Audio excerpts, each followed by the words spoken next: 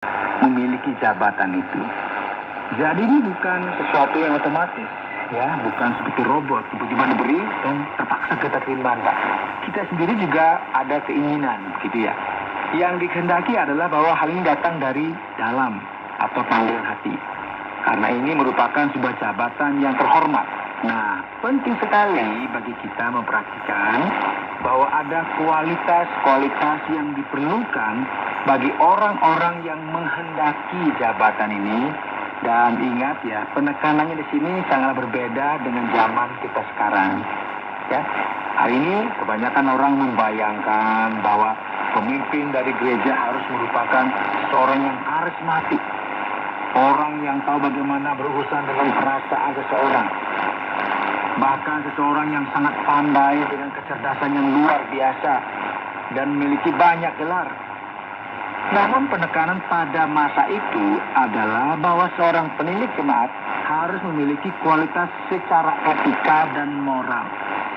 Jadi orang tersebut harus merupakan orang yang seimbang dengan kehidupan pernikahan. Orang yang tidak suka mabuk-mabukan, tidak kasar, ataupun juga mencintai uang. Sikap semacam ini sangatlah diperlukan bagi orang-orang yang mengambil jabatan ini. Seorang kepala keluarga yang baik, disegani dan dihormati oleh anak-anaknya. Jikalau seorang tidak tahu mengepalai keluarganya sendiri, bagaimanakah ia dapat mengurus jemaat Allah? Ini merupakan sesuatu yang jelas dan beralasan. Seorang yang merupakan pemimpin dari sebuah gereja haruslah mulai menjadi pemimpin di dalam rumah tangganya sendiri. Dan jika kita berpikir mengenai hal ini, apa yang diajarkan oleh Rasul Paulus tentu sangat masuk akal, ya. Bagaimana bisa seseorang mengatur kumpulan orang percaya atau jemaat jika orang itu tidak bisa mengatur gereja kecilnya, yaitu siapa? Keluarganya sendiri. Karena keluarga merupakan sebuah gereja kecil. Jika seseorang tidak bisa meyakinkan istri dan anak-anaknya, lantas bagaimana orang tersebut memiliki otoritas untuk meyakinkan orang lain? Inilah mengapa Paulus menyarankan hal ini. Banyak orang dengan kapasitas intelektual yang besar, yang luar biasa, dan karismatik, langsung diangkat menjadi seorang pemimpin, sementara mereka belum cukup matang berkaitan dengan hal ini. Jadi prosedur semacam ini tidak disarankan, ya, oleh Rasul Paulus. Itulah mengapa seorang pemimpin janganlah ia seorang yang baru bertobat. Agar apa? Agar jangan ia menjadi sombong dan kena hukuman iblis. Saudara, orang yang belum mengalami pergumulan yang cukup dan belum cukup matang dalam hidup, ketika mereka sampai pada posisi tertentu dalam hal kekuasaan, akhirnya mereka sering sekali akan melakukan sebuah kesalahan yang besar. Dan ini merupakan sebuah bahaya. Dan inilah mengapa Paulus tidak menyarankan orang-orang untuk diberikan sebuah posisi kepemimpinan. Dan dalam hal ini, penilik jemaat yang saat ini disebut sebagai pendeta atau gembala jemaat di sepanjang perjanjian baru. Dan sebaiknya setiap orang tidak sampai pada posisi ini dalam jangka waktu yang singkat. Nah, ini penting, ya. Untuk apa? Untuk mendapat penilaian dari orang lain sebagai orang yang baik. Hendaklah ia juga mempunyai nama baik di luar jemaat. Ya, itu artinya ayat 7, agar jangan ia digugat orang dan jatuh ke dalam jerat iblis. Nah, selain pemimpin utama dalam gereja mula-mula, ada juga orang lain yang kita kenal sebagai diaken. Dan diaken ini adalah seorang pemimpin yang memperhatikan kebutuhan dalam jemaat tersebut, dan lebih khususnya supaya pendeta dapat mengusahakan dirinya dalam doa dan pelayanan firman. Jadi diaken adalah orang yang memperhatikan apa yang menjadi kebutuhan jemaat. Dan mereka ini juga harus memiliki karakteristik moral. Demikian juga diaken-diaken haruslah orang terhormat.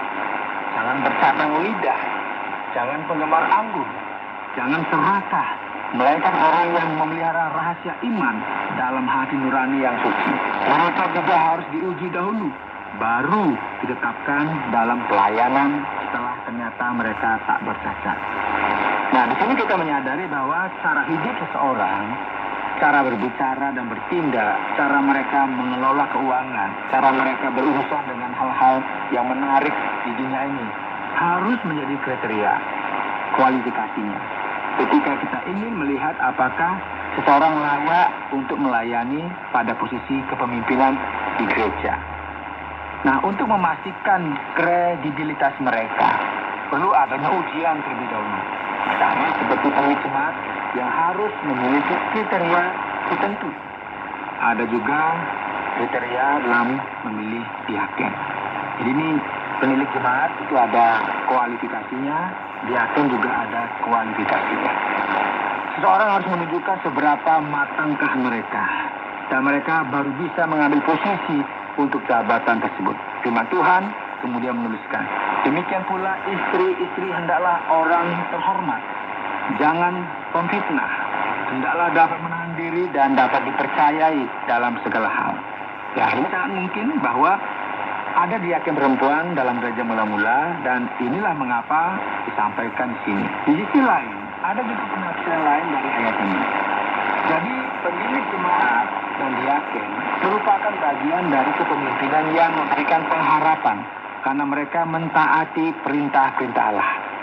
Diaken haruslah suami dari satu istri dan mengurus anak-anaknya dan keluarganya dengan baik. Nah, frase ini kembali diulang ya, yang berarti bahwa seorang harus memiliki sebuah pernikahan yang bersih tanpa bisa mendapatkan tuduhan berkaitan dengan kesetiaan dalam pernikahannya. Ia juga harus bisa mengelola rumah tangganya karena mereka yang melayani dengan baik beroleh kedudukan yang baik, sehingga dalam iman kepada Kristus Yesus mereka dapat bersaksi dengan leluasa. Saudara yang dikasihi oleh Tuhan, kita perlu memperhatikan ajaran yang terdapat dalam Perjanjian Baru. Seringkali dalam beberapa komunitas yang berbeda, ada pemimpin yang dipilih dengan cepat, dengan terburu-buru, tanpa mempertimbangkan keputusan tersebut.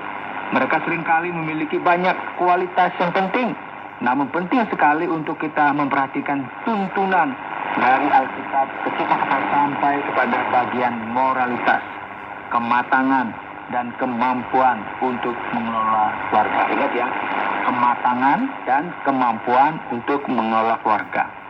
Dan ini merupakan sesuatu yang sangat penting, khususnya pada masa-masa sekarang. Saudara, di bagian akhir dari pasal 3 ini, Paulus menuliskan, semuanya itu kutuliskan kepadamu, walaupun kuharap segera dapat mengunjungi engkau. Jadi jika aku terlambat, sudahlah engkau tahu bagaimana orang harus hidup sebagai keluarga Allah, yakni jemaat dari Allah yang hidup, yang penopang dan dasar kebenaran. Dan sesungguhnya, agunglah rahasia ibadah kita. Dia yang telah menyatakan dirinya dalam rupa manusia, dibenarkan dalam roh, yang menampakkan dirinya kepada malaikat-malaikat, diberitakan di antara bangsa-bangsa yang tidak mengenal Allah, yang dipercayai di dalam dunia, diangkat dalam kemuliaan. Saudara,